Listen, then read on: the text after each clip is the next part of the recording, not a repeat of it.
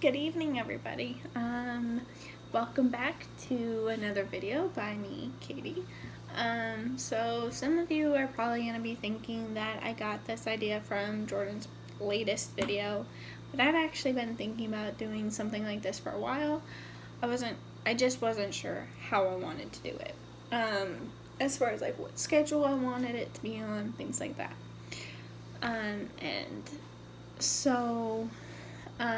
I'm going to be reading through a book series, kind of like what Jordan's been or going to be doing.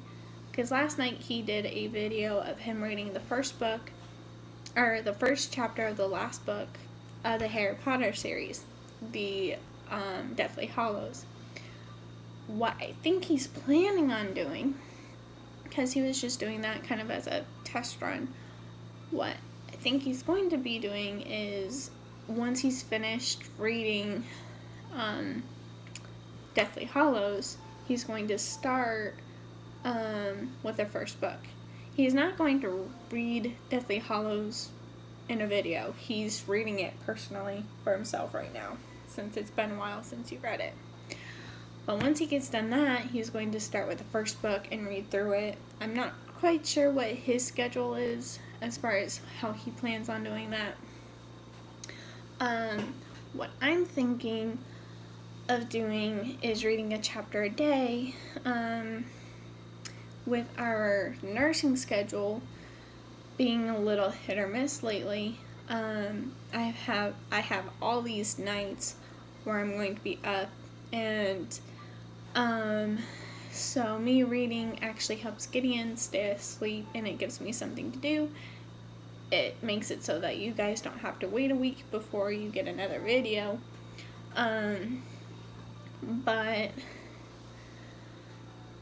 So you guys can tell me if you like that idea. If you don't, today is just a test run for me. I'm going to be reading the first chapter of a series that I'm going to call the Fire series.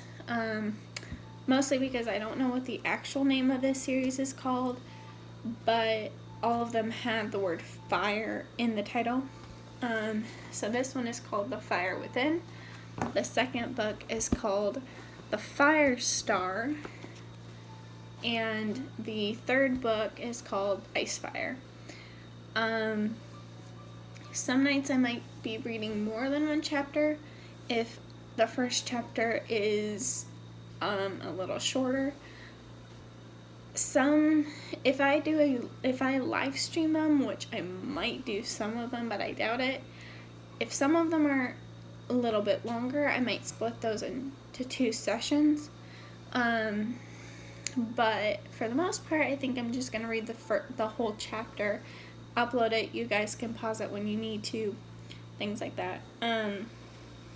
It's a little easier to record it and upload it than it is to, live stream it. So without further ado, I'm going to read the back first, just so you have a little bit of an idea of what the book is about. Just in case you don't want to listen, that's fine too. I will continue to do the live streams. We have a nurse starting full-time on the 8th, so when she starts, I'm probably going to do a live stream twice a week. I'm going to try doing it twice a week. I'm thinking about doing it on Mondays and Fridays. And then doing my book series the rest of the week. If you guys like that schedule, let me know. If you don't, if you want me to do 2 live streams in 2 days in a row, let me know. That's fine. But I'm going to read the back, and then we're going to get started. A magical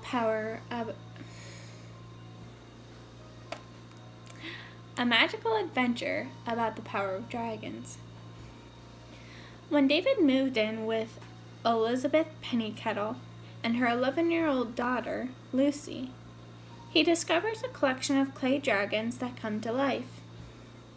David's own special dragon inspires him to write a story which reveals the secrets behind a mystery. In order to solve the mystery and save his dragon, David must muster the magic of the future within, not only with his hands, but with his heart. And again, this series is by, I think I said what the author's name is. It's called The Fire Within by Chris Delancey, D''Lacey. And we'll begin. I hope you enjoy. Part 1, The Spark. Welcome to Wayward Crescent. Well, here we are, Mrs. Pennycettle said, pausing by the door of the room she had for rent. She clasped her hands together and smiled. Officially, it's our dining room, but we always eat in the kitchen these days. The young man beside her nodded politely and patiently adjusted his shoulder bag. Lovely. Shall we take a look? It used to be our junk room, really, said a voice. Mrs. Pennycettle clucked like a hen. The visitor turned. A young girl was lolling in the kitchen doorway. She was dressed in jeans and a sloppy top and had wet grass sticking to the heels of her sneakers. All our junk's in the attic now. And where have you been? Mrs. Pennycettle said. In the garden, said the girl, looking for Conker. Conkers? The young man queried. Aren't you a week or two early for them? Not conkers, plural, said the girl. Singular. The visitor furrowed his brow. Mrs. Pennycettle sighed and did the introductions. David, this is Lucy, my daughter. I'm afraid she comes as part of the package. Lucy, this is David. He's here to see the room. Lucy chewed a wisp of her straw-colored hair and slowly looked the visitor up and down. Her mother tried again. We did the best we could with the room. There's a table in the corner with a study lamp, of course, and a wardrobe we bought from a second-hand shop. The bed isn't great, but you should be all right if you tried to avoid the loose spring in the middle. Mom? What? Why don't you stop twittering and show him? With a huff, Lucy stomped down the hall after them. She isn't always like this, she said to David. It's because you've never had a tenant before. Before her mother could twitter and protest, Lucy reached out and pushed the door open. David smiled graciously and stepped inside. The fresh smell of lavender wafted through the room, mingled with a peaceful tinkle of wind chimes. Everything was perfect, exactly as described, except... What's that? David pointed to a bulge in the bed. Elizabeth Pennycettle groaned with embarrassment. She swept across the room and dived beneath the folds of the red patterned blanket. That's Bonington, our cat, said Lucy, grinning. He likes getting under things, newspapers, blankets, all sorts of stuff. Mom says he's always getting under her feet. David smiled and put down his bag. Bonington, that's a really good name for a cat. Lucy nodded in agreement. Mom named him after a mountain climber. I don't know why. He couldn't climb a beanbag. Well, he could, but we don't have one. He mistakes the sound of beans for cat litter. Then he poops out there instead of in his box. Lovely, said David, poops on there instead of in his box. Lovely, said David, glancing anxiously at the blanket. With a rattle of claws against fresh bed linens, Mrs. Pennycettle emerged, clutching a brown tabby cat. Her curls of red hair, now in total disarray, resembled a rather bedraggled mop. She grimaced an apology, plopping Bonington on the windowsill, and bundled him ungracefully into the garden. David moved the conversation on. "Are there buses to the college from here?" "Loads," said Lucy. "3 an hour," her mother confirmed, hastily replumping her hair. "There's room in the shed for a bike if you have one.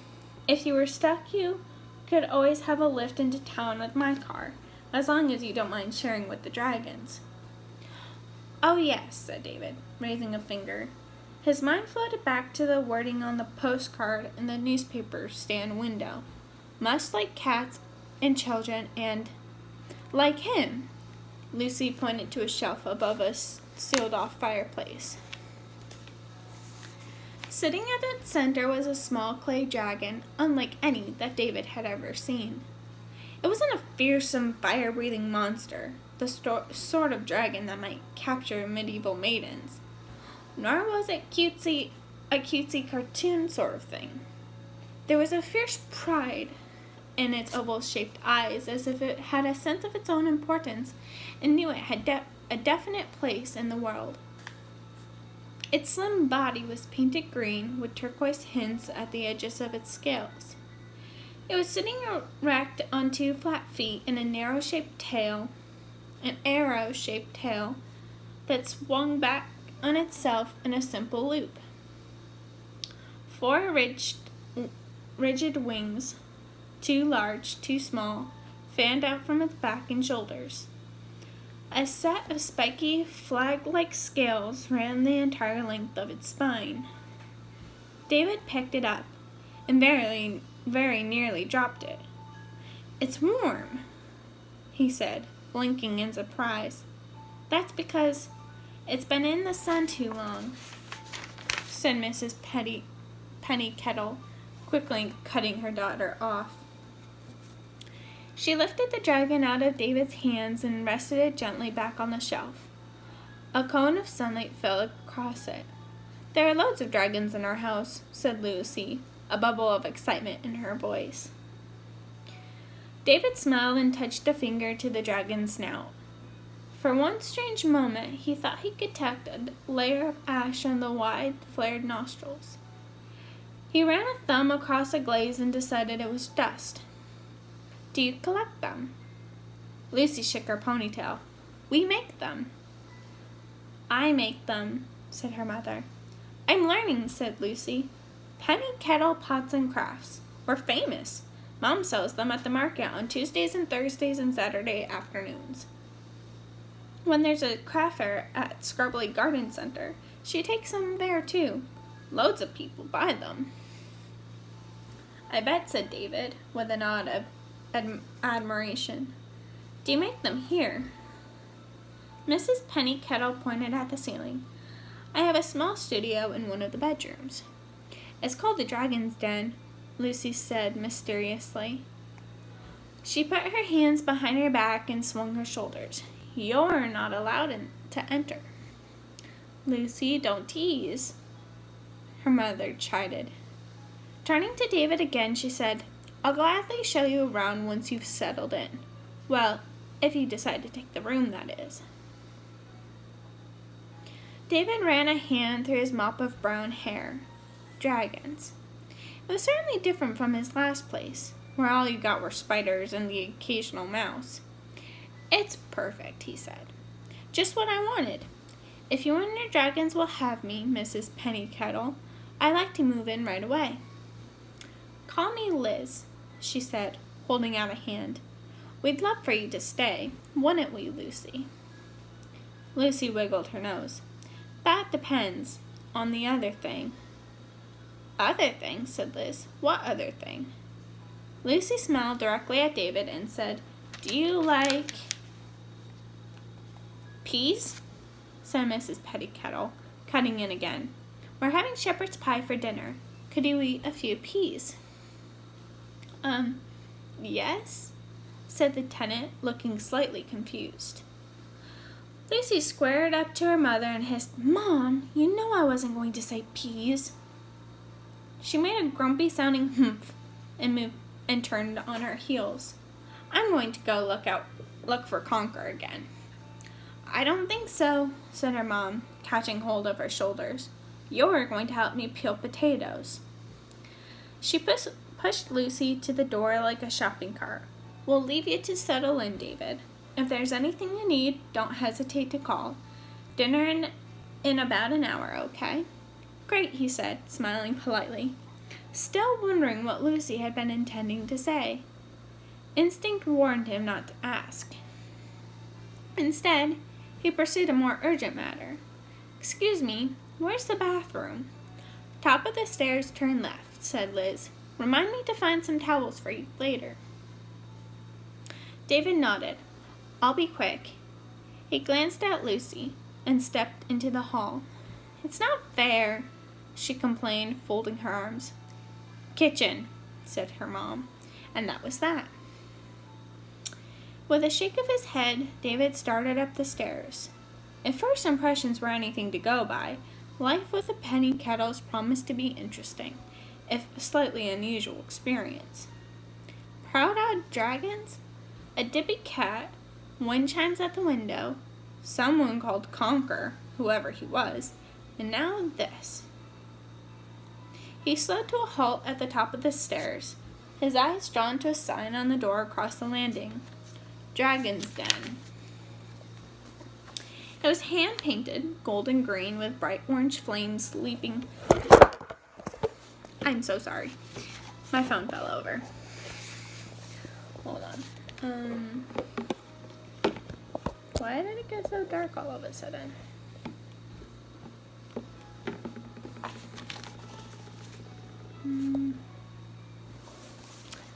I think you can still see me. Hold on.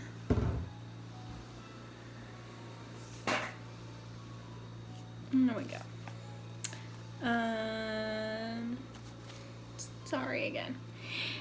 It was hand-painted, golden green with bright orange flames leaping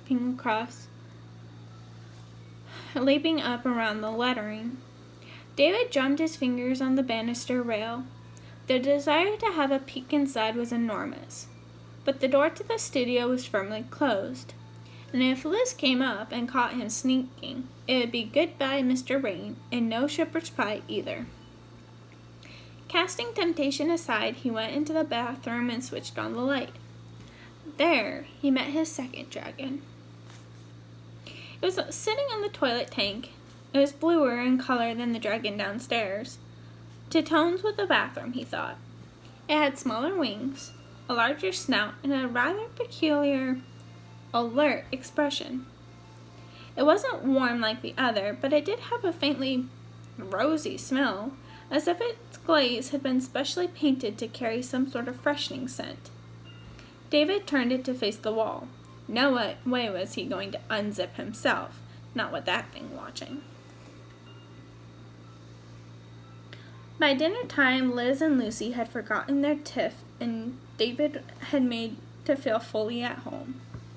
He had 2 large helpings of shepherd's pie, a slice of cheesecake, and a glass of ginger beer. The peas, he declared, were the best he ever tasted. Afterwards, everyone moved into the living room. Bonington, his best seat taken by the tenant, even curled up in David's lap. Lucy Penny Kettle talked nonstop. She wanted to know everything about the tenant. More importantly, she wanted the tenant to know everything about her. David listened patiently. He learned all about Lucy's progress in school, what her friends were going to think of her mother having a tenant, and what Lucy was going to be when she grew up. Less of a chatterbox than you are now, I hope, her mother put in. I am going to be an acrobat, Lucy announced. I'm going to wear a leotard and swing on a trapeze. Do you want to see my handstand? Of course he doesn't, said her mom. Excuse me. Lucy shrugged, undeterred, and said to David, I'm going to save animals as well. Do you like animals? I like cats, he replied, even though Bonington was giving him a cramp. A sparkle entered Lucy's eyes. Do you like squirrels? Lucy, it's past your bedtime, said her mom. Lucy frowned and glanced at the clock.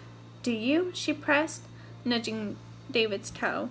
Lucy, said her mom, you've talked to him half to sleep as it is.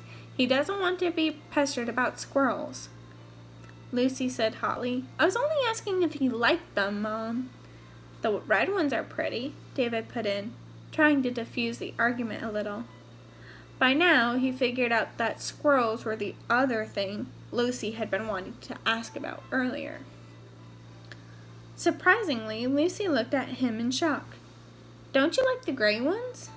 Lucy, if you want a story tonight, you'd better get up those stairs right now. Please say you like the gray ones, Lucy whispered. Her bright green eyes were wide and pleading. I like the gray ones, David obliged her. Then, lowering his voice a little, he asked, Is Conker a squirrel? Yes! Bed, now! Lucy dropped her magazine and pushed up her sleeves. Lucy seemed to take this as a final warning. She grabbed her sweater off the couch and hurried to the door. Night-night, she chirped and pounded up the stairs.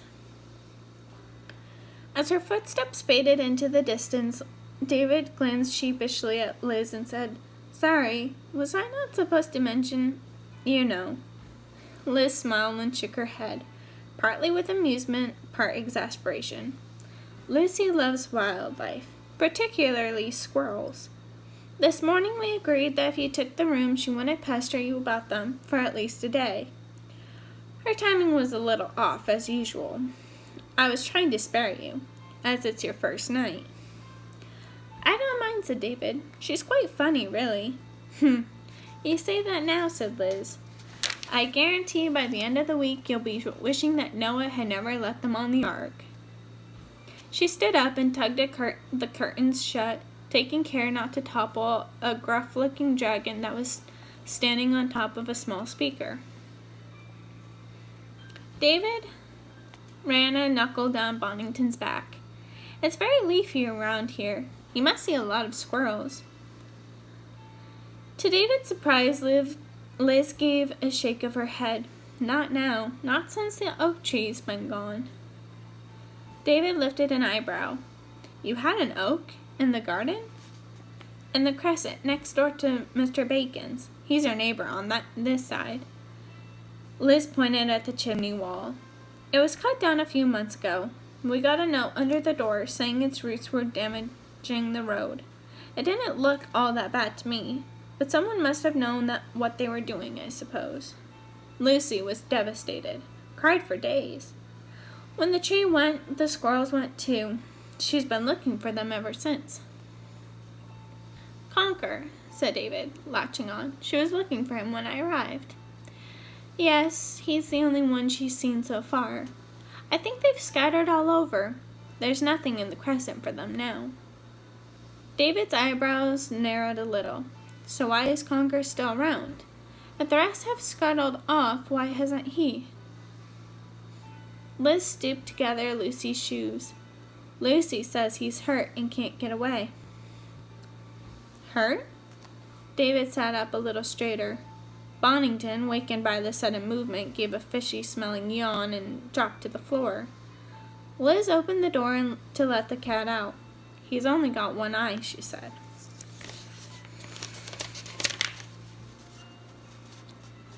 The following afternoon, the bulk of David's things arrived. It all came in boxes. Lots of boxes. Delivered by a van marked Donnelly's Pest Control Services. Brian Donnelly was the father of one of David's friends, though no one in Wayward Crescent knew that. There were some snooty looks from a few of the neighbors, who all seemed to be wondering why a pest control van had pulled outside the Pennykettle's house. Elizabeth Pennykettle took no notice. She even stood guard beside the van while David and Mr. Donnelly carried the boxes inside. And that was how Mr. Bacon found her, on guard but off guard, so to speak. Fleas? He whispered in her ear. Huh? Cried Liz. with a hand to her chest. She groaned loudly when she saw who it was. Liz and Harry Bacon didn't always get along. "Do you mind?" she said hotly. "You made me jump." "One of the signs," Mr. Bacon said. He pursed his lips. His gray mustache twitched. "Tricky little pests, fleas. Jump up to 40 times their own height, you know. Give your ankles some nasty bites, too. Red blotches everywhere. Itch terribly at night, they do." Liz wriggled uncomfortably and scratched her arms. "Creeping, aren't they?" Henry went on. "They'll be heading for your neck, up the sleeves and straight for the neck. Knew a man once who had one in his ear. If you want my advice, you'll make this thing wear a collar in the future." A dark cloud crossed Mrs. Pennykettle's face. "What thing?" "That mangy old cat." "I beg your pardon." David wandered out to the van at that moment. "What's the matter?" he asked, spotting the flush on his landlady's face. "Meet Mr. Bacon, our neighbor," she said, ever so slightly grinding her teeth. David said hello. Mr. Bacon tipped his hat. "Mr. Bacon thinks Bonington is riddled with fleas." Liz tilted her head towards the van. David quickly put two and two together. "Don't think so," he hummed. "Haven't seen him scratching. Mind you, he could have picked them up from that rat I just saw in the next door's garden." "Rat?" cried Mr. Bacon. "On which side of us do you live, Mr. Bacon?" Mr. Bacon didn't answer. He was off as fast as his legs could carry him. He went so fast that his fat hat flew off. David picked it up before Liz could flatten it. "Is it true?" she asked. "Did you really see a rat?" David put the hat on Mr. Bacon's gatepost. "Have you ever seen a rat with a big fluffy tail?" Liz shook her head. "Me neither," said the tenant. "What I saw was a squirrel." That's the end of the first chapter. I hope you like it. Let me know what you think, and I will continue more of it tomorrow if everyone likes it. If not, that's okay. If you like the idea of me reading, but you don't like the book, you can always give me some suggestions. I can see what I can do. You can always look on Amazon, see if there's any free book series that I can read, that I can download on Kindle, and I can do it that way. Just let me know in the comments. I hope you have a great night. Bye.